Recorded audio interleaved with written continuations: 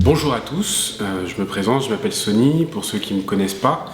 Donc voilà, je fais ce témoignage afin de témoigner de comment Dieu m'a touché. Je fais ce témoignage aussi surtout pour que vous puissiez comprendre que Dieu est vivant, que Dieu existe, que moi-même qui étais d'une religion catholique, je croyais en Dieu, je croyais en un Dieu qui existait, je croyais en un Jésus-Christ qui était sur une bois, sur une croix de calvaire. Je croyais en sa mère, la Vierge Marie, je croyais en pas mal aussi de saints, de statuettes. J'allais beaucoup à l'église catholique et avec un grand respect. Mais aujourd'hui, voilà, je voudrais témoigner de comment Dieu est venu dans ma vie, comment Dieu m'a vraiment impacté, comment j'ai pu vivre quelque chose d'important, de puissant dans ma vie. Et c'est la première fois du coup que je témoigne de ça vraiment en public. Je trouve important de nos jours de savoir que Dieu est un Dieu qui est vivant, est un Dieu qui est présent, est un Dieu qui parle, est un Dieu qui existe. Donc je commençais par ma petite jeunesse, du coup quand j'étais jeune. Voilà, j'ai grandi dans une famille avec frères et sœurs, un petit frère, une grande sœur, dans une cité assez difficile. Qui n'était pas évidente, donc du coup la cité de la Grande Borne, une cité dans laquelle j'ai grandi, une cité dans laquelle j'ai aimé grandir dans cette cité, malheureusement avec ses déboires, et où j'ai dû faire mes armes, où j'ai dû apprendre à devenir, comme on dit, un homme. Du coup, dans ces événements, donc du coup j'allais quand même à l'église, malgré tout. Mes parents étaient donc chrétiens, de temps en temps voir des voyants. Donc comme vous le savez, surtout dans la culture noire ou même dans les autres cultures, on peut de temps en temps aller voir des voyants parce que il semble important des fois quand on n'a pas de réponse de la part de Dieu ou quand on n'a pas de réponse du tout de la part de ses proches, on peut aller voir un voyant, on peut aller voir des marabouts, des sorciers qui proposent des services qui sont voilà, pas très chers et qui permettent justement d'avoir des réponses par rapport à ce qu'on peut attendre en tout cas comme réponse. À l'époque en tout cas de mes parents, il s'avère que voilà, ils pratiquaient quelques petites choses des fois sur nous, les frères et sœurs, mon frère, ma sœur, mes parents, et c'était pour notre protection. Et aussi des fois de la cartomancerie où ils retiraient les cartes, on faisait voilà, des cartes de tarot, voilà, et des fois ils faisaient un peu de magnétisme pour guérir un petit peu les maladies qu'il y avait sur nos corps. Donc du coup j'ai grandi dans ce milieu-là pendant très longtemps, donc j'étais entre la croyance de tout ce qui était un peu sorcellerie et tout ce qui était Jésus-Christ, Dieu, la Vierge Marie et tout ce qui s'ensuit. Donc j'ai grandi, du coup, comme je vous ai dit, à la cité de la Grande Borne, donc du coup j'ai dû faire mes armes. Donc en grandissant, voilà, j'ai été dans la délinquance, échec scolaire total, ça n'allait pas du tout, il y a des choses qui n'allaient pas du tout au niveau scolaire, j'étais assez violent, et puis même au niveau de mes propos, de ce que je disais, comment je parlais, j'étais quelqu'un d'assez violent. Voilà, c'est la cité qui est comme ça, la cité qui forme comme ça. Et c'est comme ça que j'étais en tout cas dans les années 90. Du coup, je passais un petit peu dans les chronologies, donc c'est très important, retenez beaucoup les chronologies, parce que je passe d'année en année, des fois je peux reculer d'une année, ou même de 2 années, pour que vous puissiez comprendre comment le plan de Dieu a été impactant dans ma vie. Comment le plan de Dieu a été impactant dans ma vie, ben, ça a commencé, je pense, depuis ma tendre jeunesse, où je rêvais, même des fois je pensais à Dieu, je me disais, mais est-ce qu'un Dieu existe? Est-ce qu'un Dieu est vraiment vivant? Est-ce qu'il y a vraiment Dieu entre tout ce qu'il y avait comme religion, dans tout ce que j'entendais, dans tout ce que j'entendais auprès de moi, autour de moi? Et je me posais beaucoup de questions par rapport à si vraiment Dieu était vraiment vivant et si un Dieu existait vraiment. Je me disais, sur cette planète dans laquelle on est, quand j'étais en tout cas jeune, avec tout ce que je vivais, tout ce que j'entendais, les morts qui étaient autour de moi, des amis qui sont morts aussi dans tout ce qui était les risques, donc entre bandes rivales. Du coup, il y a pas mal de choses du coup que je me posais comme question. Je me disais, mais est-ce que vraiment Dieu, il aime l'homme? Est-ce que Dieu vraiment aime sa création? Je me posais beaucoup de questions et je n'avais pas de réponse. Bon, il y avait le côté, comme je disais tout à l'heure, la voyance qui était là, qui rassurait un peu, en disant voilà, donner des réponses par rapport à des choses que je pouvais vivre. Elle sortait des fois des choses qui étaient véridiques, en effet, mais on viendra sur ce sujet-là après. Et donc du coup en 96, j'ai eu une altercation entre bandes rivales. Voilà, ça a été très violent. Et du coup, j'en ai eu marre de tout ça. Je me disais, c'est bon, je commence à en avoir marre. J'avais 16 ans. Et j'en pouvais plus de toutes ces altercations, de toutes les bandes rivales, de savoir si je rentrais ou pas, si j'allais en garde à vue ou pas, parce que j'ai fait de la garde à vue aussi. Et je me disais, mais à quel moment ça va s'arrêter? À quel moment tout ce que j'ai, tout ce que j'entends, tout ce que je vois, tous mes potes qui étaient autour de moi, tous mes amis qui étaient autour de moi, je me disais, mais est-ce que lui va passer? Est-ce que lui va passer? Est-ce que lui va aller en prison? Est-ce que lui va terminer entre quatre planches? Je me disais, mais quand est-ce que ça va terminer? Est-ce que je vais rester comme ça toute ma vie? Est-ce que c'est le but de ma vie? Est-ce que si un Dieu existe, est-ce qu'il permet que tout ça arrive? Alors, j'étais en colère contre Dieu, j'étais en colère contre moi-même, j'étais en colère contre mes parents, j'étais en colère contre mes frères et sœurs, j'étais en colère contre mes potes, j'étais en colère contre le monde entier. Et je ne comprenais pas pourquoi. Et quand tout ça était arrivé, quand il y a eu ce risque, une risque qu'il y a eu qui était vraiment très violente, je me suis dit, j'en peux plus. Je me suis dit, il faut que ça s'arrête. Et j'avais décidé du coup de faire un retrait. Et ce retrait a été de partir en Martinique. Donc du coup je suis parti en Martinique parce que je suis d'origine martiniquaise et guadeloupéen. Et du coup je suis parti en Martinique et je suis parti donc du coup chez ma grand-mère. Qui m'a bien accueilli, ma famille m'a bien accueilli, j'ai vécu des très très très beaux moments en Martinique et vraiment c'est quelque chose qui m'a beaucoup fait du bien. J'ai été restauré là-bas en Martinique parce que je pensais que justement ça me permettrait d'être restauré. Maintenant, j'avais toujours cette soif de connaître Dieu. Malgré que j'étais aux Antilles, j'étais dans un cadre familial qui était assez rassurant. Voilà, j'ai essayé en tout cas de m'adapter par rapport aussi au fait que je ne faut pas oublier que je sortais d'une cité. En Martinique, c'est différent, les mentalités sont différentes. On n'est pas en France, on n'est pas dans les banlieues. Et il y a d'autres banlieues aussi en Martinique qui ne sont pas non plus évidentes, qui ne sont pas anodines. Mais j'étais dans un cadre assez vraiment rassurant et bienveillant. Maintenant, j'avais toujours cette soif et je recherchais Dieu. Il m'est arrivé 2-3 travers quand même en Martinique où j'ai eu affaire à la gendarmerie. Et malheureusement pour moi, j'ai failli terminer en prison pour une histoire qui était malencontreusement, qui n'était pas sur moi parce que c'était une autre personne qui avait commis un acte qui n'était pas correct et du coup on pensait que c'était moi. Donc finalement il y a eu aussi d'autres histoires mais je ne vais pas m'attarder sur ces sujets, mais disons que j'ai eu pas mal d'altercations aussi en Martinique, mais ça c'est dû aussi à mon vécu, à la délinquance que j'étais en tout cas quand j'étais en métropole. Du coup je cherchais Dieu toujours et toujours. Et par rapport à toutes ces altercations que j'ai pu avoir, et puis même les petits déboires que j'avais, ma grand-mère, un jour m'a donné une Bible et elle m'a dit « Sony, ça serait bien que tu lises la Bible ». Et je lui disais « Mais à quoi ça me sert? Je l'ai déjà lu, mes parents m'ont fait lire la Bible aussi, je suis allé à l'église catholique, j'y comprends rien, on lit jamais la Bible à l'église catholique, et je comprends rien du tout dans tout ça, la Vierge Marie, Jésus-Christ, il est toujours en train de pleurer sur une croix, on le voit toujours avachi sur sa croix. » Alors je me suis dit, à quoi ça sert?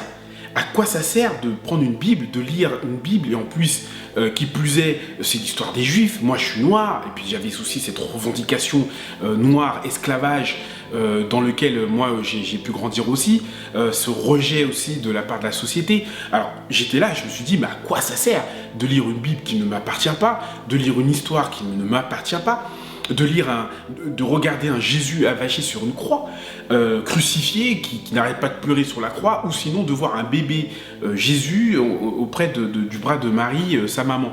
Alors je me suis dit, en plus qu'elle était blanche, et moi je suis noir, je me suis dit, bah, excusez-moi, je ne peux pas croire à tout ça. Je préfère en rester là. Mais j'ai quand même pris la Bible de ma grand-mère, et j'ai commencé à feuilleter le premier livre de Genèse chapitre 1, au moment où Dieu a créé la terre. Et je me suis quand même posé cette question-là, je me suis dit, mais quand même, ce Dieu-là, il est vraiment puissant, parce que on parle du Big Bang, moi j'ai appris ça à l'école, voilà, avec toutes les théories de Darwin, on sort du poisson, ou sinon on sort du singe.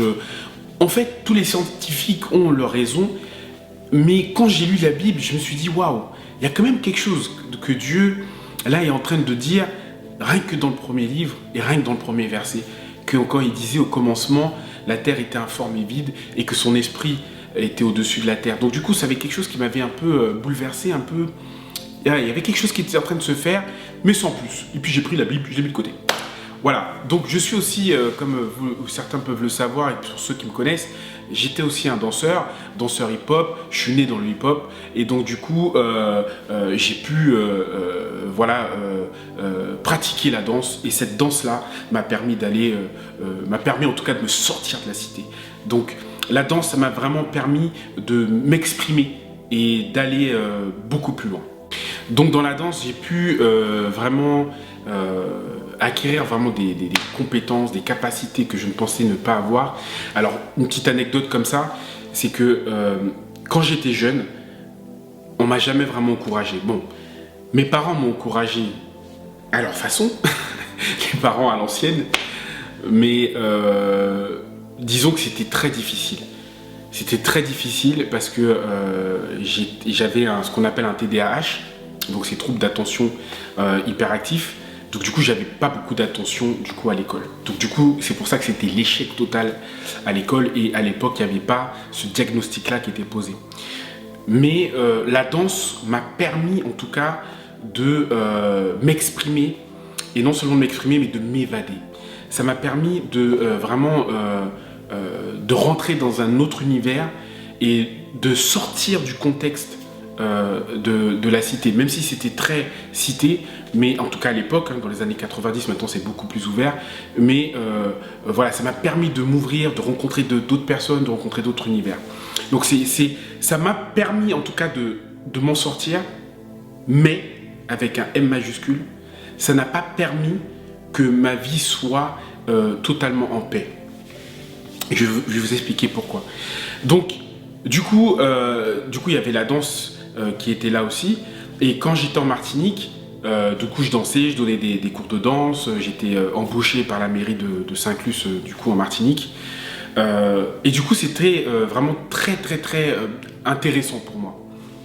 Il y avait des opportunités. J'ai pu donner des grands spectacles à Fort-de-France. Maintenant, ça ne m'a pas permis d'être en paix. Au fond de moi, j'avais toujours cette colère qui était là. Au fond de moi, j'avais toujours une aigreur qui était là.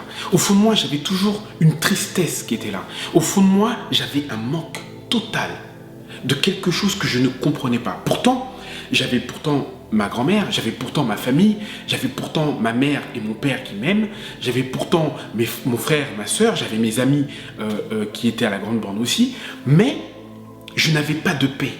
J'avais une colère qui montait en moi, j'avais une haine qui montait en moi, j'avais une animosité qui montait en moi, et je ne savais pas pourquoi, je ne comprenais pas pourquoi j'avais autant de colère, j'avais autant de violence qui était au fond de moi. Je me disais, bon, la cité fait en sorte que la violence se manifeste comme ça. Et c'est une vérité, quand on vit en cité, ou quand on vit dans des quartiers très difficiles, on est amené à être comme ce que la cité veut qu'on soit. Et on devient comme ça, malheureusement, contre notre volonté. Et moi, je sais que j'avais cette violence qui était là. Mais du coup, je me posais cette question-là, mais pourquoi j'ai autant de haine? Pourquoi j'ai autant de violence, de colère, de rage, carrément, envers le monde entier, envers le système, envers ceux qui dirigeaient le peuple français. Donc du coup les présidents, le maire. J'avais une colère contre les gens, j'avais une colère contre mes parents, j'avais une colère contre même mes proches, j'étais en colère. Et du coup, je ne comprenais pas. Donc du coup ça, comme je vous l'ai dit, retenez les dates. Donc ça c'était en 96, du coup que je suis parti. Donc 96 jusqu'à 2001, je suis retourné en France, en métropole. Du coup, quand je suis retourné sur Paris, je suis retourné pour voir mes parents en 2001. C'était au moment où il y avait le World Trade Center qui avait été touché par les attentats, où les 2 tours ont été touchés. Donc c'était pile poil en septembre 2001. Et du coup, je suis allé voir mes parents, je suis allé voir mes amis, je suis allé voir mes potes. Et là, on me parle d'une fille que j'ai connue. Et cette fille, apparemment, voulait me voir. Je ne citerai pas son nom. Et du coup, elle voulait me voir à tout prix parce qu'elle me disait que voilà, elle avait donné sa vie à Christ. Mais surtout que elle souhaitait me voir parce qu'elle voulait me parler. Donc du coup, ils ont insisté, je suis allé la voir, je lui ai parlé. Elle avait changé. Sa vie avait changé. Je la voyais plus de la même façon. Et je me suis dit, mais qu'est-ce qui lui est arrivé? Et là, elle me parle de Dieu. Et je lui dis, waouh, elle a vraiment changé. Du coup, elle me parle de Dieu. Et elle me dit, tu sais, je sais que tu cherches Dieu. Je sais que ça fait longtemps que tu as cherché Dieu. Et moi, je peux t'apporter la réponse à ta recherche. Moi, je lui disais, oh, bon, l'hiver, mais elle dit n'importe quoi. Soit-disant, elle connaît Dieu. Moi, je lui ai dit, moi aussi, je connais Dieu. Je le connais dans Moïse. Je le connais dans le film que j'ai vu avec Charlton Heston, où, qui jouait le rôle de Moïse dans les 10 commandements. Je connais Dieu quand il arrive avec sa flamme de feu et qu'il ouvre la mer en deux. Ok, super, avec les effets spéciaux, tout ça. Bon, ok, bon ça c'était avant, mais ça c'est fini. Et puis Jésus, comme je l'ai déjà dit tout à l'heure, je lui ai dit, je lui ai bien fait comprendre que Jésus, excuse-moi, il a l'air d'être assez triste. Jésus, il est sur une croix. Il n'a pas l'air d'être quelqu'un qui va sauver le monde ou qui va me sauver moi. Alors je me suis dit, mais pourquoi je devrais te croire? Elle me dit, mais viens, tu verras. Du coup, je l'ai suivie, je suis allé dans une église dite protestante, et du coup, je suis allé dans cette église, et il s'avère que j'ai rencontré des amis avec qui j'ai fait pas mal de bêtises, où on était dans la délinquance tous, et qui étaient là. Et je les voyais en train de chanter, de danser, de crier. Je comprenais pas trop, c'était la première fois que je voyais ça. Je me suis dit, mais qu'est-ce qu'ils font? Mais ils sont fous. C'est quoi cette église? C'est des tarés, ils sont malades. Vous savez, dans l'église catholique, c'est très liturgique. Tout le monde a sa place, avec le missel, on chante des chants très liturgiques aussi. Et là, je vois des gens qui crient, qui dansent, qui tombent à terre, qui crient. Je comprenais rien, des chaises qui volent partout. Je me dis, mais c'est des malades, c'est des psychopathes, c'est des schizophrènes. Je me dis, mais c'est quoi cette église? Et du coup, mes potes, ils me serraient dans les bras. Genre, moi, je les repoussais un peu. Je me dis, c'est quoi votre problème? Et même des jeunes femmes qui étaient là aussi, que je connaissais de ma cité. Je lui disais, mais qu'est-ce qui se passe? Et du coup, à la fin du prêche du pasteur qui était là, il vient me voir. Je lui dis de pas trop m'approcher. Et il me disait, écoute, je pense que tu cherches Dieu, mais c'est pas encore ton moment. Et je lui dis, tant mieux, parce que je n'ai rien à faire ici, parce que vous êtes complètement pareil. Et je suis parti très très vite. Du coup, la fille en question était assez gênée, mais elle m'a dit, écoute, j'espère que ça t'a fait du bien. J'ai fait, franchement, ça m'a pas fait du bien du tout, ça m'a plutôt perturbé. Et on en est resté là. Donc, ça c'est en 2001. Du coup, je suis retourné en Martinique. J'étais en préparation d'un CFA en carrosserie peinture, et du coup que j'ai obtenu. Et je suis retourné en métropole en 2003. Retenez vraiment toutes les dates chronologiques parce qu'il y a peut-être des fois où je vais retourner peut-être en arrière. Donc du coup en 2003, je suis revenu du coup en métropole définitivement, car il n'y avait pas d'ouverture pour moi en tout cas en Martinique, et puis surtout que la France me manquait. J'aime toujours autant mon pays, j'aurais voulu rester, mais il a eu des conséquences qui ont fait que j'ai dû partir en tout cas en métropole, et je voulais retourner là-bas. Donc du coup je suis retourné en métropole en 2003, et du coup je me suis dit je vais me lancer dans une carrière de danseur professionnel. Ça avait bien commencé, mais ça a très très mal terminé, parce que je suis retourné dans la cité, je suis retourné dans les vols. J'ai commencé à voler, je volais déjà, mais là j'ai recommencé à être dans le vol, dans les grands vols. Et du coup, bah, voilà, j'ai recommencé à retourner dans mes travers, à retourner dans les choses qu'il ne faut pas. Malheureusement pour moi, Donc du coup, j'avais du mal aussi à trouver du travail. Ça a été très compliqué pour moi. Et du coup, j'étais entre les CDD, les intérims, travailler, pas travailler, Pôle emploi, pas Pôle emploi. Et je voulais pas mal aussi. Et du coup, j'ai pu trouver un travail qui me plaisait, mais dans ce travail-là, j'ai fait pas mal de choses qui malheureusement ne fallait pas. Du coup, en 2005, j'ai mes tantes qui étaient venues de la Martinique, elles sont venues en France. Alors rappelez-vous bien des dates, je vous ai dit que quand j'étais petit, mes parents allaient voir une voyante. Donc du coup, quand j'étais petit, on allait voir une voyante qu'on avait l'habitude de voir plutôt quand j'étais plutôt jeune, peut-être à l'âge de 10-11 ans, donc 91 dans ces eaux-là, 91, 92, je dirais 90, 92. Et on allait voir cette voyante-là assez souvent, où elle faisait des petits rituels, où voilà, elle sortait les cartes, du magnétisme et tout ça, etc. Donc en 2005, en sachant que voilà, il y a eu de la publicité quand même pour cette voyante qui nous faisait du bien. Du coup, mes tantes sont venues ici sur la métropole, du coup, pour venir voir cette voyante.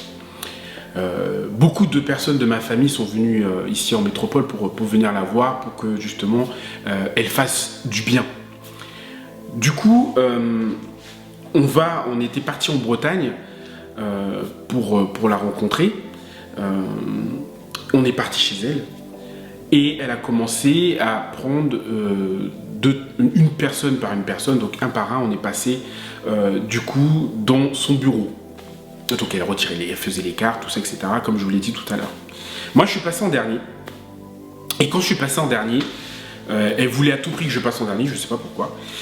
Et par la suite, du coup, elle commence à tirer les cartes, bon voilà, elle enlève mon t-shirt, elle commence à passer des huiles essentielles, elle commence à faire son magnétisme, elle commence à parler dans une langue bizarre, bon, j'avais l'habitude.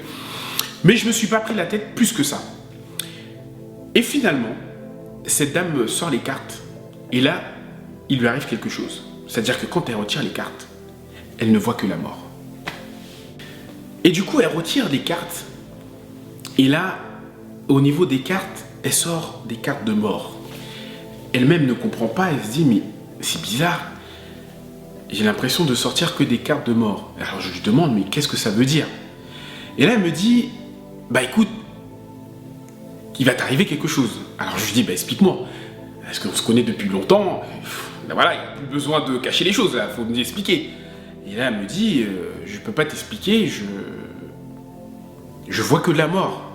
Mais il y a une autre carte où c'est bizarre, je la comprends pas trop, il y a une lumière, je sais pas. Alors du coup, je lui dis, bah retire encore les cartes, prends un autre jeu de cartes pour essayer de voir, pour comprendre. Moi, je veux savoir qu'est-ce qui va se passer. Est-ce que je vais te poignarder? Est-ce qu'on va me tabasser? Est-ce qu'on va me tirer dessus? Qu'est-ce qui va m'arriver, quoi? Je veux savoir ce qui va m'arriver. Elle me dit, je peux pas trop te dire, je sais pas comment faire, mais je vais essayer de retirer d'autres cartes. Donc du coup, elle prend un autre jeu de cartes, elle prend une sorte de boule, elle prend des trucs, elle fait plein de machins. Et du coup, elle retire encore les cartes, et ces cartes-là, c'est encore la même chose, c'est encore la mort. Et je lui dis, mais est-ce que tu as une date? Est-ce que tu as une année? Qu'est-ce que tu as quelque chose pour que je profite au moins de mes derniers jours à vivre sur cette terre? Elle me dit, oui, j'ai l'année, c'est 2007. J'ai fait quoi? Donc ça veut dire qu'il me reste 2 ans. Rappelez-vous bien ce que je vous ai dit, il faut retenir les années chronologiques. Donc du coup, je l'ai rencontrée en 2005, et en 2005, elle me dit ça en Bretagne en disant, écoute, tu vas mourir en 2007.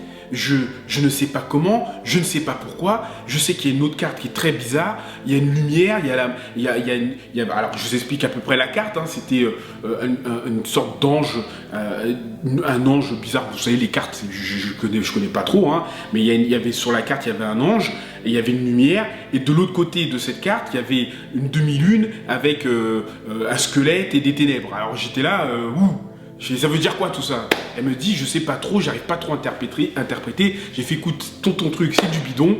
Merci de m'avoir reçu. Tu dis n'importe quoi. Merci, au revoir. J'ai attrapé ma mère, j'ai attrapé mes tatis. Montez tous dans la voiture.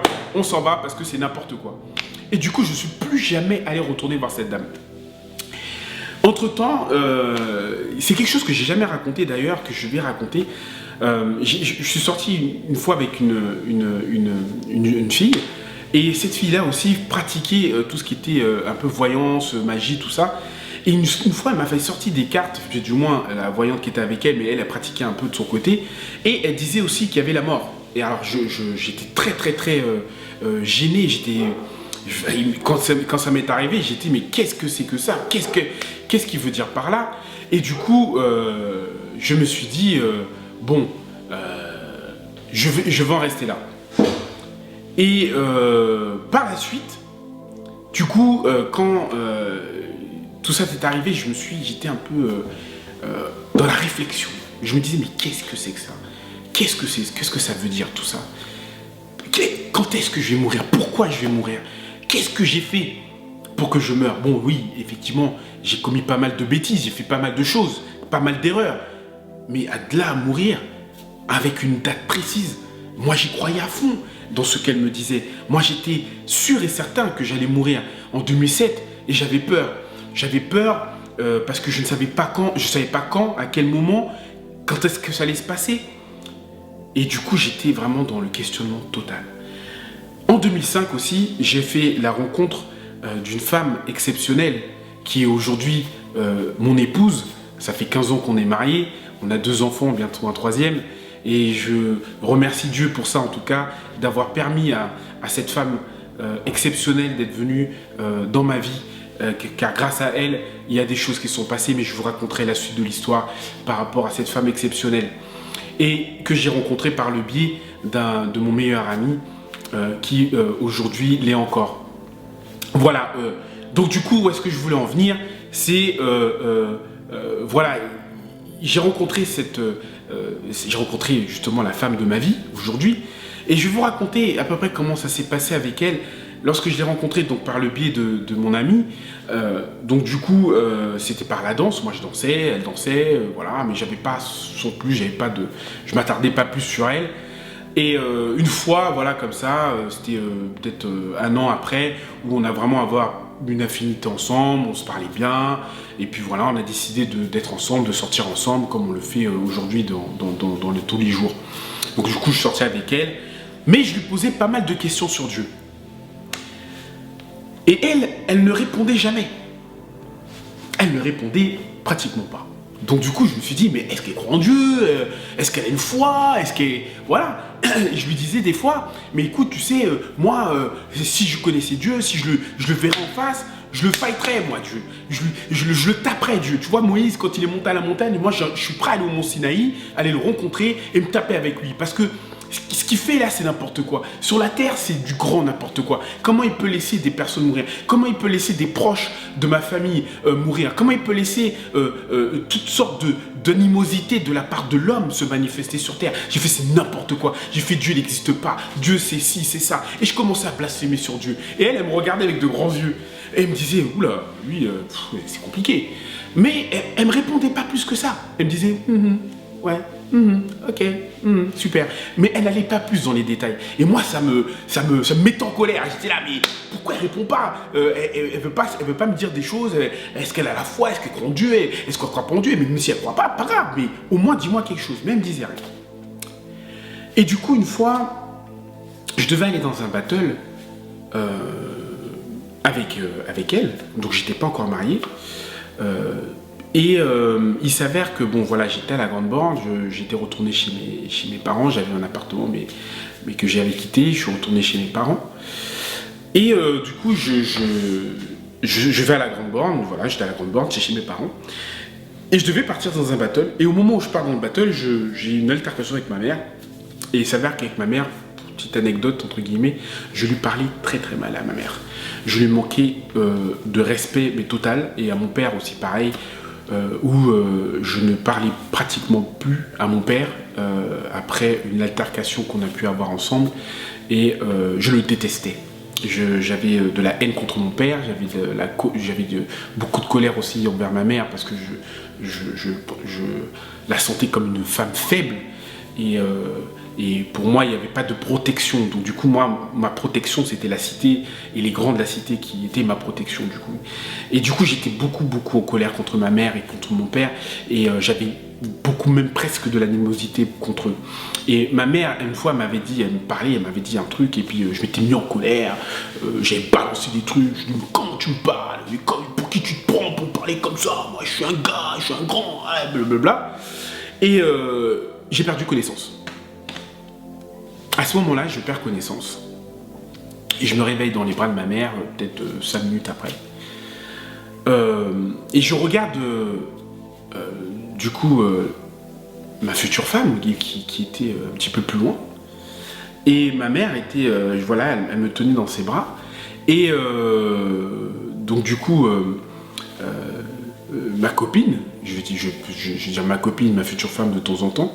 Donc, du coup, comme c'était pas encore ma femme, du coup, je vais plutôt dire ma copine. Donc, ma copine était au loin et elle regarde et dit, mais excusez-moi, madame. Et elle regarde ma mère, elle dit, excusez-moi, est-ce que votre fils a l'habitude de faire ce qu'il a fait? Ma mère lui dit oui, il fait ça depuis qu'il est petit, bon voilà, des fois il a des coups de colère, et puis bon, voilà, ça peut arriver que, bon voilà, il perd connaissance, ou qu'il tombe comme ça, et puis voilà, il reste immobilisé, et puis il casse un peu tout, et puis elle m'a mis un peu de produit au niveau du nez pour que je puisse me réveiller, reprendre esprit, puis je regarde autour de moi, tout est renversé, le canapé il est un peu poussé, bon, qu'est-ce qui se passe quoi? Et du coup, voilà, ma copine dit ah ouais, c'est compliqué. Mais elle s'est dit un peu plus que ça, parce qu'elle avait des choses qu'elle m'avait cachées. Mais je vous raconterai la suite, pourquoi ce sont des choses qu'elle m'a cachées et pourquoi ces choses se sont révélées après. Du coup, il y a eu ce qui s'est passé, une colère vraiment excessive, où j'ai cassé des choses, des choses dans l'appartement de mes parents, et où j'ai perdu connaissance et je ne savais pas ce qui s'était passé au réveil. Bref, donc ça c'était en 2005. Entre 2005 et 2006, ma vie avait l'air d'être à peu près correcte. Mais je continuais à voler sur le côté. Mais il s'avère que j'étais pas très bien. Dans ma tête, il y avait encore des questionnements. Dans ma tête, il y avait encore de la colère. Dans ma tête, il y avait encore de l'animosité. Et j'étais dans la danse. Je dansais. Je voulais m'investir, mais je n'y arrivais pas. Et dans tout ce que je voulais faire, je n'arrivais pas à finaliser ce que je devais faire. Je n'arrivais pas à me focus sur quelque chose. Je n'arrivais pas à me stabiliser dans ma vie.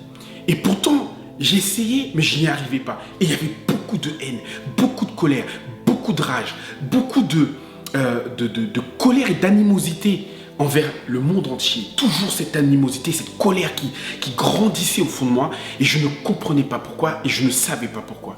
Une fois, ma copine, donc du coup qui est devenue ma future femme, m'avait proposé de venir dans une église protestante. J'y suis allé, il s'était rien passé du tout, puis ça m'avait ennuyé. Il y avait des choses que j'aimais pas. Enfin, et les gens chantaient, comme dans l'église où j'étais allé en 2001, par le biais d'une amie. J'étais là, je me disais, mais qu'est-ce que c'est ce truc encore? C'est n'importe quoi. C'est quoi ces églises quoi? Enfin, c'est du grand n'importe quoi. Ce qu'ils disent, c'est nul. Jésus-Christ n'a jamais sauvé le monde. C'est zéro. Encore une fois, c'est du n'importe quoi.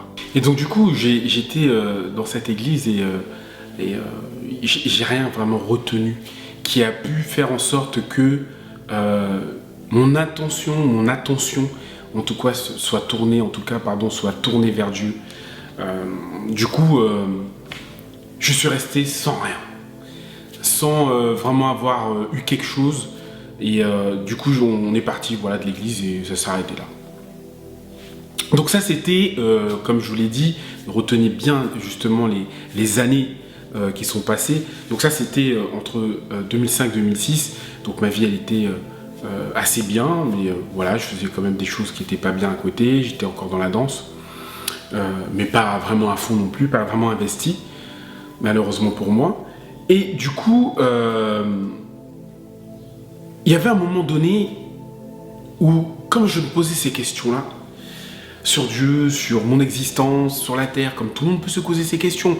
On se pose des questions, mais qu'est-ce que je fais sur Terre, mais pourquoi je suis là, etc., etc. Quel est le but de ma vie? Beaucoup de personnes arrivent à s'en sortir, beaucoup de personnes arrivent à faire des choses de leur vie, mais quel est vraiment le but d'un homme sur la Terre? Et je me suis posé cette question-là aussi. Et je me posais beaucoup de questions, et dans toutes ces questions-là, j'avais la colère aussi qui était là. J'avais toujours encore cette haine qui était là. Et du coup, il m'est arrivé que en 2007, il m'est arrivé que bon, j'ai perdu mon travail. Ça n'allait plus trop au niveau dans ma tête non plus. Avec ma copine, ça allait, mais c'était pas non plus quelque chose voilà, c'était pas terrible non plus. Du coup, j'ai décidé de partir encore une fois, me réfugier, de fuir en Guadeloupe cette fois-ci. Et je suis parti du coup en Guadeloupe. Ma femme étant, ma future femme en tout cas, non, maintenant aujourd'hui ma femme, étant d'originaire aussi de la Guadeloupe et de la Martinique. Du coup, je suis parti en Guadeloupe pour me dire, bon voilà, ça ira mieux, tout ira bien. Je me ressourçais comme j'ai pu faire en 96 lorsque je suis parti en Martinique. Ça va bien se passer pour moi, je vais trouver du boulot, voilà, tout va bien se passer, etc. Du coup, je pars là-bas en espérant que tout aille bien, et finalement, ben, c'était tout le contraire. C'était catastrophique, enfin, j'étais pas bien, en plus je fumais, je buvais, je tapais des colères pour n'importe quelle chose. Ma belle-mère déjà, elle m'a vu à l'aéroport, je me demande qu'est-ce qu'elle se pensait de moi. Bon, je m'en fichais un peu, mais bon voilà, je m'en fichais qu'est-ce qu'elle se pensait de moi. Elle m'a vu, bon voilà, en présentation. Et je faisais le paraître de celui qui était quelqu'un de bien, mais au fond de moi, j'étais vraiment détruit. Bon, voilà, sans plus. Et du coup, à un moment donné, j'en avais tellement marre de toutes ces colères. Et puis, je m'embrouillais beaucoup avec ma copine. Je me suis dit, bon, voilà, ça commence à me gaver, ça me saoule. Écoute, moi, je préfère en arrêter là. J'en avais marre de tout. J'en avais marre de moi-même. Je voulais retourner en France. Voilà, je pensais que tout allait mieux, mais en fait, non. Finalement, j'ai ma belle-mère qui me propose de venir à l'église, dans son église en Guadeloupe, et franchement, ça m'a saoulé. Enfin, j'ai déjà eu des invitations, j'ai été invité en 2001 pardon, par une amie. C'était une église de malades, où les gens crient, où les gens lèvent les mains, où les gens tombent à terre, où les gens c'est n'importe quoi. J'étais invité dans une autre église par ma copine qui m'emmène dans une église. Bon voilà, je me suis dit bon, ouais, ça me saoule. Jésus-Christ, il a rien fait du tout. C'est bon, arrêtez vos conneries, c'est bon. Tout ça, ça n'existe pas, c'est du flan. Je me suis dit, pourquoi j'irais encore dans une église comme ça? Et puis ma femme, du coup, elle me dit, s'il te plaît, viens à l'église et on verra bien qu'est-ce qui se passera. Et puis bon, écoute, s'il se passe rien, écoute, voilà, on décidera voilà, de mettre fin à tout ça, et même au niveau de la relation, de mettre fin à la relation. Donc du coup, je vais à l'église, voilà, j'avais une casquette jusque-là, on voyait pas mes yeux. Il y avait une sœur qui chantait, voilà, une femme là, elle chantait, elle disait que Dieu était amour, Dieu était bon. Voilà, le même traître hein, quoi, dans les églises. Et j'étais là, je me dis, mais qu'est-ce qu'elle me saoule avec sa chanson là, de dire que Dieu est amour, que Dieu aime les gens. Je me dis, mais si Dieu il aimait forcément quelqu'un, si Dieu il était vraiment amour, pourquoi moi il n'est pas venu vers moi? Pourquoi il n'est pas venu vers les autres qui sont en train de mourir sur la terre? Pourquoi il laisse tout ça? Pourquoi il laisse autant de guerres? Pourquoi il laisse autant la famine? Je me suis dit, c'est faux. Dieu n'existe pas, Dieu n'est pas un Dieu d'amour, c'est faux, c'est complètement faux. Je fais ce qu'elle chante, c'est faux. Tout ce qui est là, c'est du fake. Tous ceux qui sont en train de dire ça, c'est du fake, c'est du flan, c'est zéro. Et je me mettais de plus en plus en colère au fond de moi. J'étais vraiment en colère. Je me suis dit, mais comment elle peut oser chanter ça? Comment ça peut sortir de sa bouche que Dieu est amour? Et peu importe les dieux, que ça soit Allah, que ça soit Dieu, que ça soit Yahweh, peu importe le Bouddha, je fais tout ça, c'est du flan, c'est zéro. J'ai fait comment elle peut chanter ce genre de choses? Et du coup, je me suis renfermé sur moi-même, j'ai mis ma tête comme ça, et puis je me suis dit, écoutez, c'est n'importe quoi. Et je me mettais en colère au fond de moi, j'étais en train de bouillir. Et puis, je sentais une chaleur. Bon, j'étais en Guadeloupe. Forcément, en Guadeloupe, il fait chaud. Et je me suis dit, bon, c'est normal qu'il fasse chaud. Mais la chaleur que j'avais était assez intense. Et puis si, pourtant j'ai pas fait de grands mouvements pour que je sois, que je ressente autant de chaleur. Et je me sentais pas bien, j'étais mal positionné, je bougeais dans tous les sens. Et je demande à ma belle-mère, excusez-moi, est-ce que vous avez les toilettes? Voilà, je me sens pas trop bien, est-ce que c'est possible? Elle me dit oui, oui, il y a les toilettes, c'est au fond là-bas, machin. Donc fallait faire tout le tour, fallait sortir, fallait faire tout le tour de la véranda et aller à l'extérieur et tout. Et je vais dans les toilettes et puis je me dis mais c'est bizarre, je me sens vraiment chelou, je me sens pas très bien, je me sens pas en bonne position, il y a quelque chose qui se passe. Je comprends pas trop. Après, je me dis, ah, mais forcément, c'est une église de Renoir, c'est une église de Noir, donc forcément, il doit y avoir un truc de magie derrière. Il doit y avoir un truc, ils ont dû me lancer une poudre magique alors que j'ai pas vu, ou à cause de leur fumée là, qu'il y a à l'intérieur, ils ont dû mettre une fumée à l'intérieur et ça a bouleversé mon cerveau. Il y a un truc qui est pas clair, il y a un truc qui est magie là-dedans, il y a un truc qui est pas normal. Et je retourne à ma place. Et la femme en question continue, bien sûr, bien évidemment, à chanter Dieu est amour, Dieu est bon, alléluia, gloire à Dieu, gloire à plein de trucs, gloire à Jésus. Je me dis, mais qu'est-ce qu'elle raconte? J'ai fait, mais qu'est-ce qu'elle me saoule? Mais qu'est-ce qu'elle m'énerve? J'ai fait, oh là là, mais si je pouvais, je me lèverais, je la taperais. Et je me dis ça à moi-même. J'étais pas en train de le dire à haute voix, mais j'étais en train de me dire. Je dis que j'avais ma casquette, j'étais en short, je me sens pas bien, je vais la taper, il faut que je la tape, il faut que je la fasse taire, il faut qu'elle se taise à tout jamais. Dieu n'est pas amour. Et au fond de moi, j'entends, alors là, mesdames et messieurs qui regardez cette vidéo, là, il va falloir vous accrocher à vos sièges, mettre la ceinture de sécurité, parce que nous allons décoller tous ensemble, parce que c'est à ce moment-là que quelque chose s'est passé vraiment d'extraordinaire dans ma vie. À ce moment-là, donc du coup, je me mets en colère comme d'habitude. J'avais cette habitude de me mettre en colère quand quelque chose ne me plaisait pas. Voilà, et puis j'entends une autre voix. Et j'entends une voix dans ma tête qui me dit lève-toi et tue-la. T'as raison, faut la tuer parce que ce qu'elle dit c'est faux. Dieu n'est pas amour, Dieu n'est pas un Dieu qui aime, Dieu n'existe pas. Il n'y a pas de Dieu qui existe.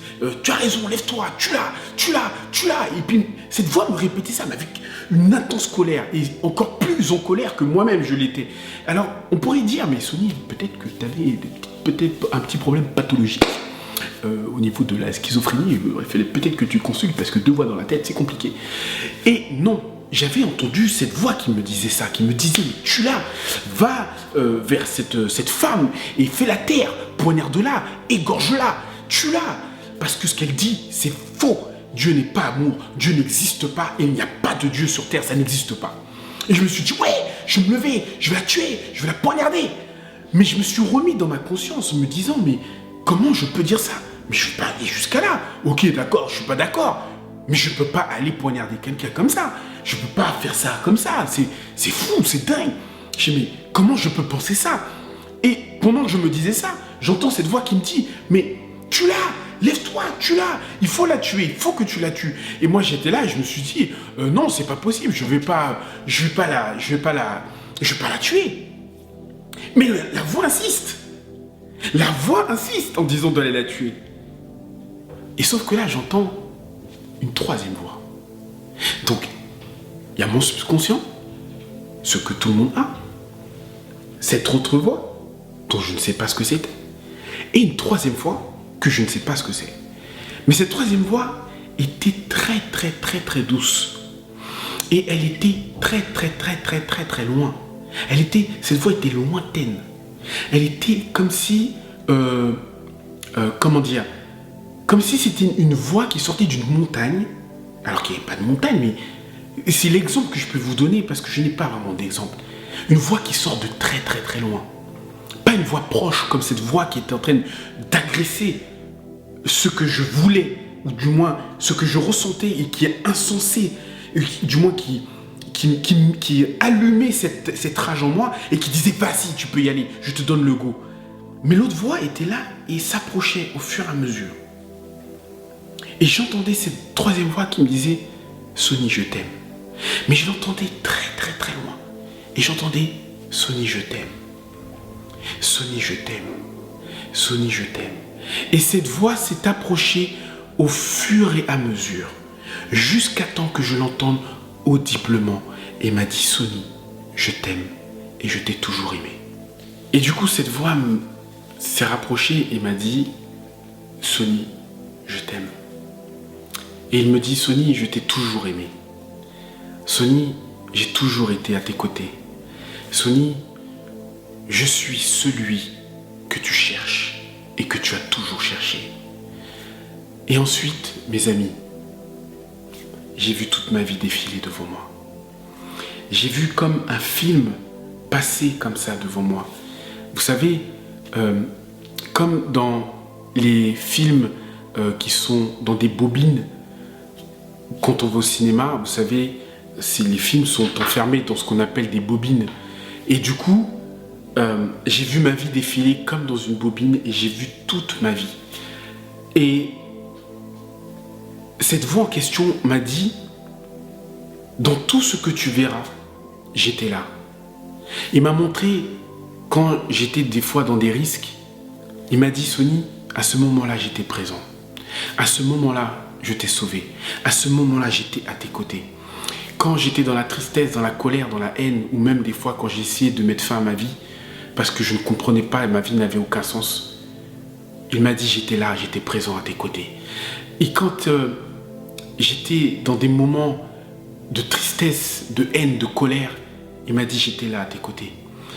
Et dans toute ma vie, cette voix en question, qui est le Seigneur Jésus-Christ de Nazareth, c'était lui qui s'est manifesté à moi. C'est sa voix qui est venue à moi. C'est lui qui était venu à moi et qui s'est manifesté à moi et m'a parlé. Mais, il y a un mais.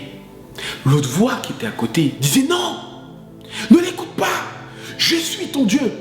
Je suis ton créateur. C'est moi qui t'ai donné toute la force que tu as, toute la rage que tu as, toute la haine que tu as. Je suis ton créateur. Je suis celui qui était à côté de toi. Et l'autre voix qui était à côté ne disait plus rien. Et j'étais là, je me dis, mais qu'est-ce qui m'arrive? Mais qu'est-ce qui se passe? Mais qu'est-ce qui se passe? Et l'autre voix m'a dit, aujourd'hui, Sony, c'est ton jour, parce que je suis venu te chercher.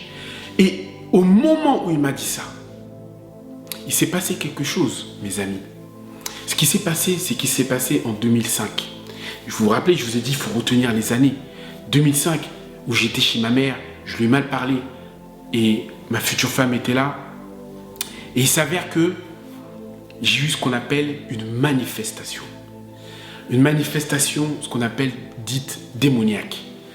Du coup, ce qui était en moi, et cette voix qui était en moi, s'est manifesté. La colère, la rage, la haine, tout est remonté à la surface, mais ce n'était pas moi. C'était cet esprit démoniaque qui était au fond de moi, qui s'est manifesté et qui a voulu tout casser. J'ai explosé des chaises, j'ai arraché des portes. C'est-à-dire, c'est pas moi, mais l'esprit qui était en moi a arraché des portes. J'avais une force, mais incommensurable. Et ma femme, ma future femme qui est à côté de moi, donc ma femme aujourd'hui, elle s'est écartée. Elle s'est écartée de moi et puis il s'est passé des choses et j'ai perdu connaissance. Je ne sais pas ce qui s'est passé. La seule chose que s'est passée, vous me voyez, je suis assez imposant. Il a fallu au moins 10 à 15 personnes imposantes comme moi pour arrêter les dégâts que j'étais en train de commettre dans l'église en question. Petite anecdote, petit aparté. Peut-être que ça vous trouble ce que je vous dis. Peut-être que ça vous perturbe ce que je dis. Peut-être même que ça vous gêne ce que je dis. Mais c'est la réalité de ce que j'ai vécu. C'est la réalité de mon témoignage et de ce que vraiment j'ai vécu. Et la petite aparté, c'est que quand j'ai rencontré du coup ma femme, il s'avère que bon, j'avais des tendances à la tromperie. Je ne l'ai jamais trompée de ma vie.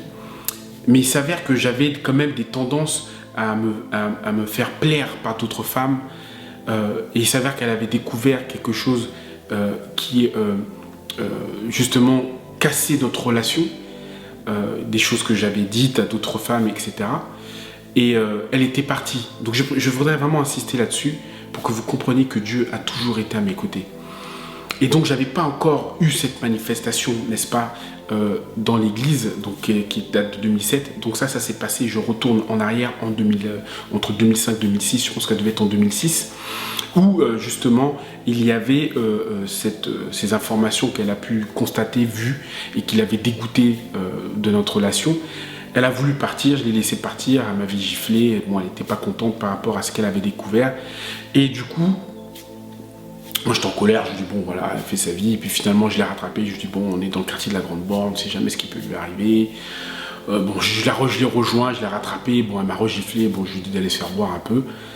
Et finalement, au moment où je rentre dans ma voiture, j'entends une voix.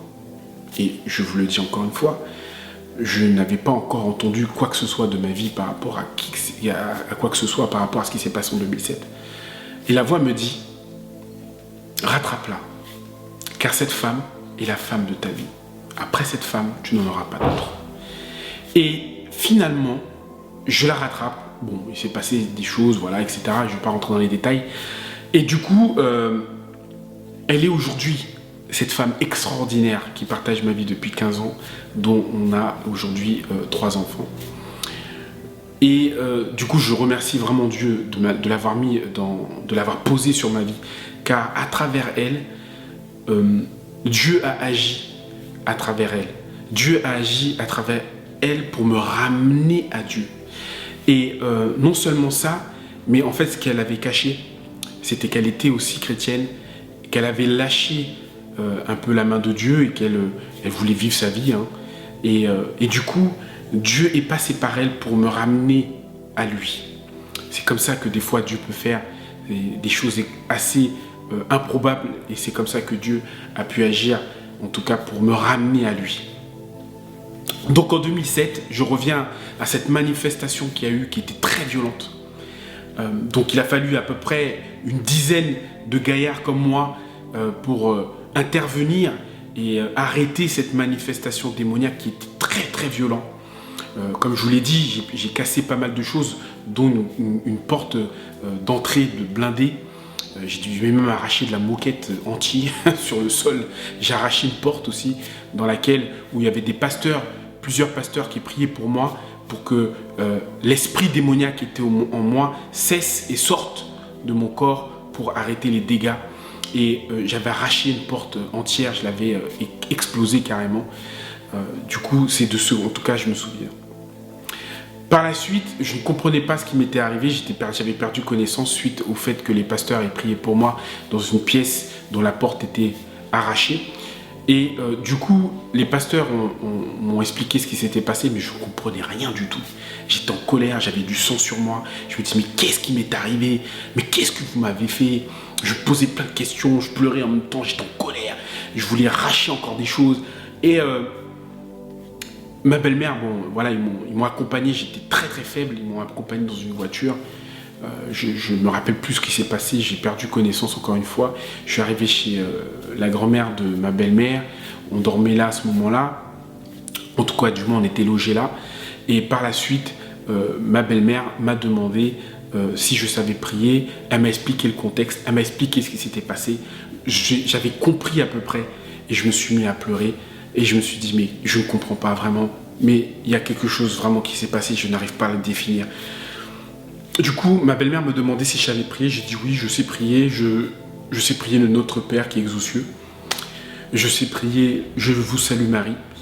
Je sais prier la prière des saints. Elle m'a dit, oublie ça. Ce que je te demande, c'est de rentrer dans une chambre. Donc, tu ne pourras plus vraiment avoir de relation avec ma fille en attendant, car il faut vraiment que tu demandes pardon à Dieu par rapport au péché que tu as pu commettre.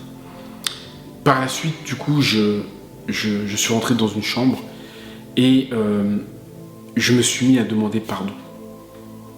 Je ne savais pas trop comment faire, mais j'ai obéi et j'ai demandé pardon à Dieu parce que je sentais qu'il y avait quelque chose qui s'était passé. Il s'est passé quelque chose. Et j'ai commencé à demander à Dieu pardon et je me suis mis à pleurer. Car je lui ai demandé pardon pour ce que j'ai fait. Je lui ai demandé pardon par rapport à ce que j'ai pu faire à ma mère. J'ai demandé pardon par rapport à ce que j'ai pu faire à mon père. J'ai demandé pardon à tous ceux que j'ai fait du mal dans ma vie et à qui j'ai pu rencontrer dans ma vie. Et j'ai demandé pardon parce que, en gros, j'étais en colère contre lui.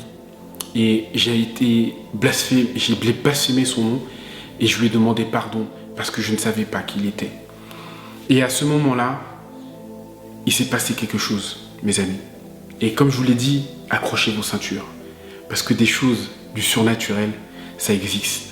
Il y a le naturel, mais il y a aussi le surnaturel. Le naturel, c'est ce qu'on voit, c'est ce qui est palpable, c'est ce qu'on touche, c'est ce qu'on sent, ce qu'on entend. Ça, c'est le naturel. Le surnaturel, ce sont des choses qu'on ne comprend pas, qu'on n'a jamais vues, des choses extraordinaires. À ce moment-là, où je demande à Dieu pardon, Satan s'est présenté devant moi dans la chambre. J'étais en panique. J'étais en panique totale. J'étais tétanisé. Et il a tapé du pied. Ça grondait dans la chambre, comme s'il y avait un tonnerre. Et j'ai senti comme l'air devenir lourd, irrespirable. Et je me suis dit, mais qu'est-ce que c'est que ça? Et je me suis dit, c'est irréel ce qui m'arrive. Ce n'est pas possible. Mais ce que je vivais dans cette chambre, je me suis dit que c'est impossible. Et du coup, quand il est apparu devant moi, il m'a dit, je t'interdis de prier Dieu. Je t'interdis d'élever ta voix vers celui qui s'appelle Dieu. Et à ce moment-là, au moment où il me dit, c'est, je t'interdis de parler de Dieu. Je t'interdis de prier Dieu. Je t'interdis de faire ce que tu fais en ce moment-là. Je suis ton Dieu. Je suis ton maître. Je suis celui qui t'a créé. Je suis celui qui te donne toute la force. Je suis celui qui t'a donné une puissance extraordinaire. Je suis celui qui t'a défendu dans les risques. Je suis celui qui t'a permis de rester debout. Je suis celui qui te permet d'être comme un Goliath. Je suis, moi, ton Dieu. Je suis ton créateur. Et j'étais là, j'étais en panique. Je ne savais pas quoi faire. C'était irréel pour moi. C'était du surnaturel. C'était impossible à comprendre. J'étais comme dans la série qu'on passait sur M6 qui s'appelle Supernatural. J'étais là, je me suis dit, mais qu'est-ce que ça veut dire? J'ai fait, mais c'est n'importe quoi. Je me suis dit, mais qu'est-ce qui m'arrive? Est-ce que c'est une vision?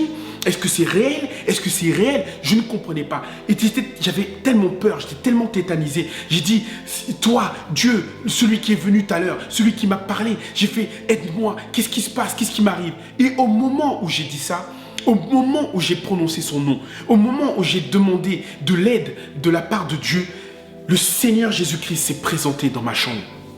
Extraordinaire. J'ai vu une lumière étincelante. J'ai vu plus qu'une lumière étincelante. C'est pire que la lumière du soleil. C'est au-delà de la lumière du soleil. Rassembler le soleil plus la lune.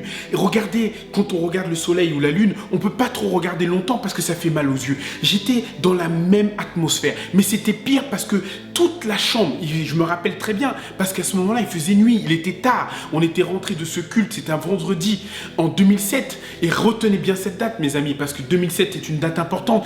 Et j'avais vu cette lumière qui était puissante. Ça avait jailli complètement dans toute la chambre.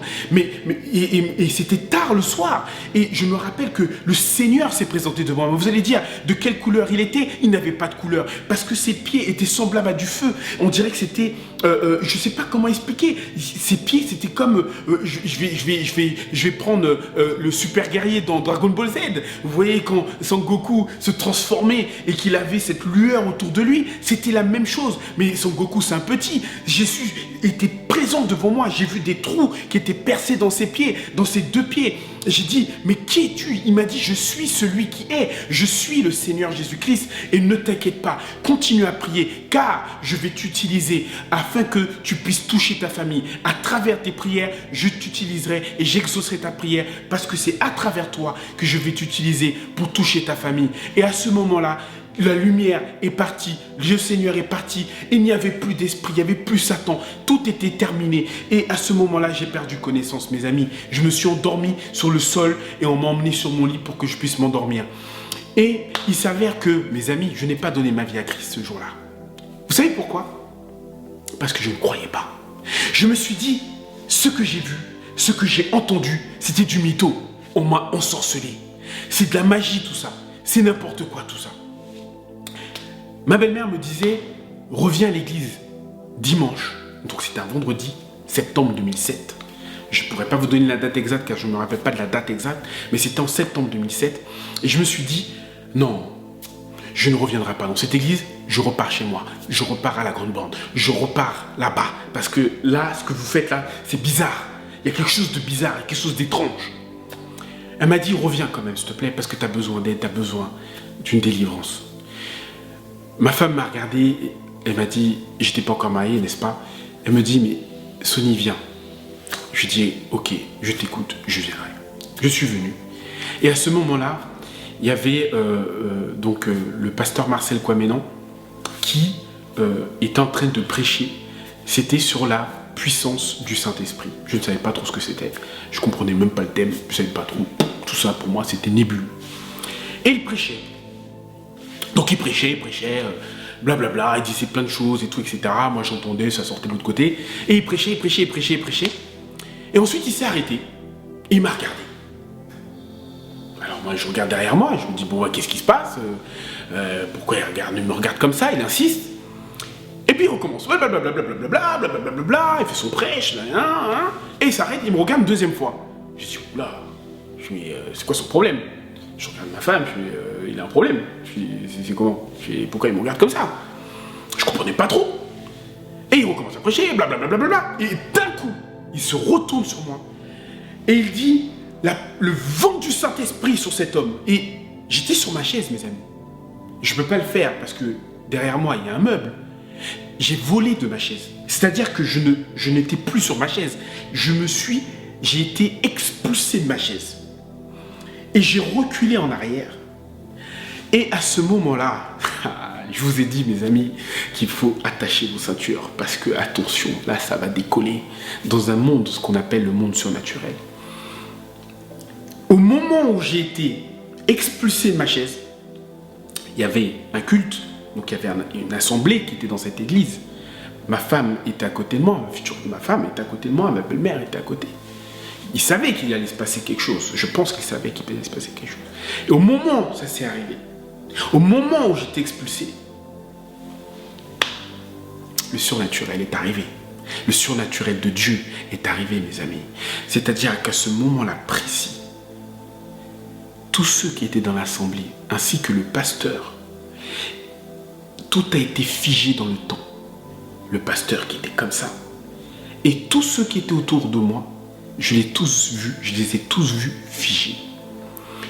J'ai vu mon âme sortir de mon corps. Et j'ai vu une sorte de main gigantesque qui tenait mon âme. J'étais tout nu à ce moment-là. Pas tout nu physiquement, mais mon âme était tout nue. Et il tenait mon âme. J'avais une main bleue électrique qui tenait mon âme. Et j'entends une voix qui me dit, regarde devant toi. Je regarde devant moi. Et qu'est-ce que je vois? Je vois encore moi. Vous allez dire, mais Sonny, c'est étrange ce que tu dis. Mais écoutez bien l'histoire jusqu'à la fin. Je me voyais en face, mais je voyais que j'étais comme une bête. J'avais des ongles qui étaient immenses, mais qui étaient comme des griffes en acier, aux mains et aux pieds. Et je me tenais comme une bête. Ensuite, sur mon dos, j'avais plein de petites boules qui bougeaient partout, dans tous les sens. Et j'avais un collier autour du cou et des milliards de chaînes qui étaient tenues à mon cou. J'avais un casque, comme une sorte de scaphandre, mais qui ne me recouvrait pas le visage, mais jusqu'aux yeux. Ça arrivait aux yeux et ça faisait une sorte de scaphandre comme ça. Et ensuite, j'avais une sorte de crinière de lion et j'avais une queue de lion mélangée avec du cheval. C'était une queue assez étrange. Et j'avais des crocs à la place des dents, mais des longs crocs. Et j'étais prêt à bondir, prêt à attaquer, prêt à attendre un ordre de quelque chose. Et du coup, j'ai vu quelque chose qui tenait les chaînes. Et j'ai vu Satan qui tenait la chaîne. Il le tenait fermement. Et la voix qui était là me disait, je vais te permettre d'entendre ce qu'il a à te dire. Et là, j'entends Satan qui donne un ordre à cette bête qui, pour moi, c'était moi, parce que c'était mon visage. Mais mon visage était lacéré, j'avais des balafres partout sur le visage et sur le corps. J'étais ouvert, j'avais des plaies sur mon corps. J'avais des plaies partout, j'avais plein de cicatrices, mais ouvertes.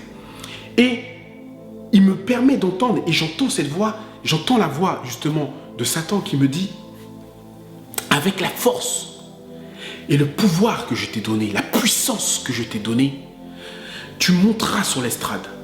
Tu couperas la tête avec tes griffes d'acier. Tu couperas la tête du pasteur. Tu montreras la tête à toute l'assemblée. Et tu diras que c'est Satan qui règne sur terre. Dieu n'existe pas. Je suis le maître. Et c'est comme si Dieu avait une télécommande, les amis. On dit dans sa parole qu'il est le maître du temps. Que 1000 ans pour lui est comme un jour pour lui est comme 1000 ans. Et donc du coup, c'est comme s'il avait une télécommande qui permettait que le temps s'arrête. Et que je vive ce que j'ai vécu, mes amis. C'est ce qu'on appelle le surnaturel de Dieu. Et à ce moment précis, la voix s'est arrêtée. La bête s'est arrêtée. Tout était arrêté autour de moi. Mais je voyais tout de mes yeux. Mon âme voyait tout ça. Parce que mon âme, n'oubliez pas, était tenue comme ça. Et à ce moment précis, il me dit, Dieu a toujours laissé le choix à l'homme. Dieu, depuis le commencement, a toujours laissé le choix à l'homme. Dieu ne force pas. Et à ce moment-là précis, il m'a dit, Dieu est venu dans ta vie. Tu as le choix de rester dans ce que tu es. Et tu as le choix de donner ta vie aujourd'hui à Christ. Car aujourd'hui, le Seigneur Jésus-Christ est venu dans ta vie. Et j'ai dit à cette voix, qui était le Saint-Esprit, je veux donner ma vie à Christ. Je donne tout à Christ. Je donne tout ce que je suis à Christ.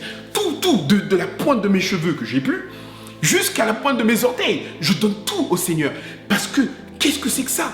Est-ce que c'est vrai? Il me dit, qu'est-ce que tu décides? J'ai dit, je donne ma vie à Christ. Je lui donne tout, mais qu'il enlève ce que j'ai en moi. Et au moment précis où j'ai dit, je te donne ma vie, Seigneur Jésus-Christ, où j'ai dit, je te donne ma vie, Seigneur Jésus-Christ, au moment précis, une manifestation puissante de la part des esprits qui étaient au fond de moi, parce qu'il s'avère que j'avais une légion. Une légion, ça veut dire que c'est un esprit qui génère d'autres esprits à l'intérieur d'eux. C'est énorme, c'est puissant. Et à ce moment-là précis, une manifestation s'est déchaînée. Et comme vous le savez, beaucoup de personnes sont venues, m'ont entouré, m'ont attrapé, m'ont saisi.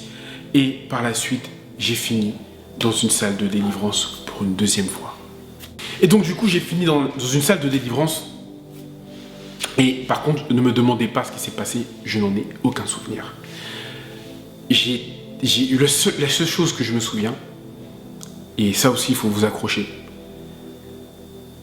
Comme j'avais plusieurs esprits, je parlais de langues différentes, plusieurs langues bizarres. Et je me suis vu, à un moment donné, mes jambes étaient comme un serpent. Vous voyez la queue d'un serpent? Ça faisait comme ça. Et mes jambes faisaient ça sur le sol.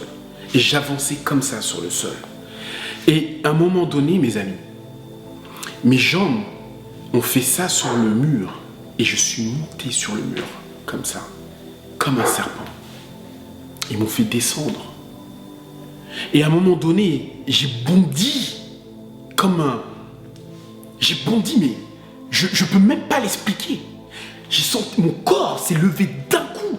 À un moment donné, j'étais complètement affalé sur le sol parce que les pasteurs priaient pour que tous ces esprits sortent. Et à un moment donné, je me suis vu affalé sur le sol et bondir d'un coup vers la porte, arracher la porte. Et j'ai dit, il faut que j'arrache la tête de ce pasteur. Et c'est l'esprit qui était en moi qui faisait ça. Mes amis, à ce moment-là précis, quand tout ça s'est passé, quand la délivrance a été terminée, j'ai donné ma vie à Christ. J'ai donné toute ma vie à Christ. Parce que j'ai su que ce que je voyais qui était pour moi du surnaturel était vraiment réel. C'est marrant de dire ça, que le naturel ait finalement rejoint le surnaturel. J'ai donné donc ma vie à Christ. Ce jour-là, je suis passé par les eaux du baptême, comme il est écrit dans la parole de passer par les eaux du baptême, et j'ai été baptisé par la suite du Saint-Esprit. Mais je voudrais revenir sur une date très importante. Comme je vous l'ai dit, il faut retenir toutes les années par lesquelles, du coup, je vous ai énuméré tout à l'heure. Donc, comme je le disais, En 2005, il y avait cette voyante qui a fait de la voyance et dit en 2007, tu allais mourir. Est-ce que vous vous rappelez? Si vous vous rappelez, en 2005, cette dame a dit, tu vas mourir d'une certaine façon que je ne maîtrise pas, je ne comprends pas, parce que je ne vois pas de suite. Je n'arrive pas à savoir comment. Je n'arrive pas à comprendre comment. Je sais qu'il y a cette carte étrange de l'ange qui est là avec une lumière, et aussi, juste au-dessus de cet ange, il y a les ténèbres. Un peu bizarre. 2005, mes amis. 2 ans après, 2007, au moment où je donne ma vie à Christ, eh bien, mes amis, je suis mort. Effectivement. Mais je ne suis pas mort physiquement. Je suis mort spirituellement. Parce qu'une fois que tu passes par les eaux du baptême, mon ami, il est écrit que toutes choses passées deviennent nouvelles. C'est-à-dire qu'une fois que tu plonges dans les eaux du baptême, pas lorsque tu es bébé, parce que tu ne peux pas comprendre ce que c'est la repentance. Tu ne peux pas comprendre que tu es un pécheur et que tu es né pécheur. Tu ne le sais pas. Mais quand tu confesses ton péché, quand tu confesses devant le monde, quand tu confesses devant les personnes, quand tu confesses devant Dieu ton péché ou tes péchés et que tu es un pécheur devant l'Éternel, et bien là, mes amis, quand tu passes dans l'eau du baptême, quand tu passes dans cette eau et que tu acceptes le Seigneur et tu dis « Oui, Seigneur, je t'accepte dans ma vie » et que tu ressors de cette eau, toutes les choses de ton passé, toutes les choses du passé, c'est fini. Tu redeviens un être nouveau en Jésus-Christ. Donc mes amis, à ce moment-là, toute ma vie a changé, toute ma vie a basculé. Tout ce que j'étais a basculé, tout ce en quoi je croyais a basculé. Toute la colère, la haine, l'animosité a basculé. J'ai demandé pardon à mes parents. Je les ai appelés pour leur demander pardon pour tout le mal que je leur avais fait. J'ai demandé pardon à beaucoup de personnes autour de moi pour tout le mal que j'avais pu faire dans leur vie. J'ai témoigné de Jésus-Christ à beaucoup de personnes pour leur témoigner que Dieu est vivant et que Dieu est un Dieu d'amour et que Dieu est un Dieu juste et que Dieu n'est pas le Dieu seulement d'une certaine nation, mais que Dieu est le Dieu de toutes les nations. Car par son Fils, Jésus-Christ de Nazareth, qui a donné sa vie pour nous à la croix, il ne l'est pas resté, parce que c'est ce que je pensais avant. Je pensais qu'il était resté à la croix, mais non, il est ressuscité. Il est ressuscité par la puissance du Saint-Esprit, qui est l'Esprit de Dieu. Et grâce à ça, mes amis, j'ai pu comprendre beaucoup de choses. Vous savez, il y a aussi quelque chose de très important, c'est que je me suis marié par la suite, comme je vous ai dit, grâce à la femme qui m'a amené indirectement à Christ, qui est ma femme aujourd'hui, Aurélia. Et donc du coup que je bénis tous les jours et que je remercie pour tout ce qu'elle a fait pour moi dans ma vie, qu'elle fait encore aujourd'hui.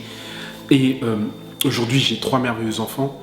Je suis diplômé aujourd'hui aussi d'un BTS, vous voyez, de la délinquance, d'un CAP. Je suis passé à un BTS directement en informatique.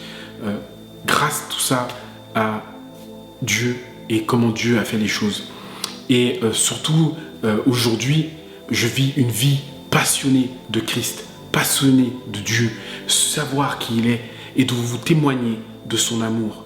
Dieu t'aime, Dieu vous aime, Dieu ce qu'il veut, c'est vous aimer. Dieu ce qu'il veut, c'est vous rencontrer. Dieu ce qu'il veut, c'est votre cœur. Dieu ce qu'il veut, à tout prix, à tout moment, c'est vous sortir des ténèbres pour que vous puissiez rentrer dans sa lumière, pour que vous puissiez rentrer dans son amour qui est peut-être incompréhensible, mais un amour qui est juste immense. Juste pour terminer, mes amis, je vous ai dit qu'à un moment donné, donc en 2007, quand j'ai donné ma vie à Christ, Dieu m'a dit, je passerai par toi pour sauver ta famille. Prie et je passerai par toi pour sauver ta famille. C'est ce que j'ai fait. Je me suis appliqué à la prière. J'ai intercédé très fort auprès de Dieu pour que ma famille soit sauvée. Mes amis, aujourd'hui, ma mère, a donné sa vie à Christ. Mon frère a donné sa vie à Christ. Mais mon père et ma mère et ma grande sœur ont reconnu le Seigneur Jésus-Christ dans leur vie. Et mes tantes qui étaient venues ici ont reconnu aussi le Seigneur Jésus-Christ. Car grâce au témoignage du changement de ma vie, grâce au témoignage de la puissance de Dieu et comment Dieu a transformé ma vie, comment Dieu a transformé ce que j'étais, de la délinquance à un homme aujourd'hui respecté, respectable, avec un diplôme en main, avec toutes les déboires que j'ai pu avoir dans ma vie, Dieu ne dit pas le dernier mot. Dieu n'a pas dit le dernier mot pour ta vie. Dieu n'a pas dit le dernier mot, en tout cas sur ta vie. Peu importe dans la situation dans laquelle tu es, peu importe ce que tu vis, peu importe dans ce que tu es, peu importe les péchés que tu as pu commettre, Dieu t'aime et ce que Dieu veut à tout prix, c'est te sauver. Ce que Dieu veut par le sang de l'agneau, le sang de Jésus-Christ. Peut-être que tu ne crois pas, peut-être que tu ne sais pas qui il est, mais je te demande une chose. Fais l'expérience de connaître Dieu. Fais l'expérience de l'appeler dans ton cœur. Parce qu'il dit, voici je viens, je frappe à la porte de celui qui entendra. Celui qui entend la voix, je viens, et qui ouvre la porte, je viens et je dînerai avec lui. C'est complètement fou, c'est complètement surnaturel, c'est complètement incompréhensible. Mais sache-le mon frère, sache-le ma soeur, sache-le mon ami, que si tu dis oui au Seigneur, ta vie ne sera plus jamais la même. Soyez bénis.